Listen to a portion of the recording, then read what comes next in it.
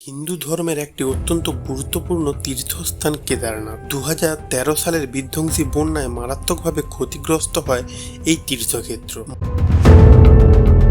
মনে করা হয় গত 100 বছরে এত ভয়াবহ প্রাকৃতিক বিপর্যয় আর আসেনি। কিন্তু আশ্চর্যজনক বিষয় হলো, প্রবল জলের তোড়ে আশেপাশের সবকিছু ভেসে গেলেও তেমন কোনো আঁচড় লাগেনি কেদারনাথ মন্দিরের গায়ে। একটি অতিকায় পাথর পাহাড় থেকে গড়িয়ে এসে ঠিক কেদারনাথ মন্দিরের পেছনে মন্দিরকে আড়াল করে দাঁড়ায়। এই পাথরের জন্য উপরের চোরাবালি তাল থেকে উপচে আসা প্রবল জলের তোড় সরাসরি মন্দিরের গায়ে আঘাত করতে পারেনি। এই পাথরটিকে ভীমশিলা বা ঈশ্বরের পাথর বলা হয়ে থাকে। স্বয়ং ঈশ্বর কেদারনাথ মন্দির রক্ষা করার জন্য ভীমশিলা পাঠিয়েছিলেন বলে মনে করা হয়।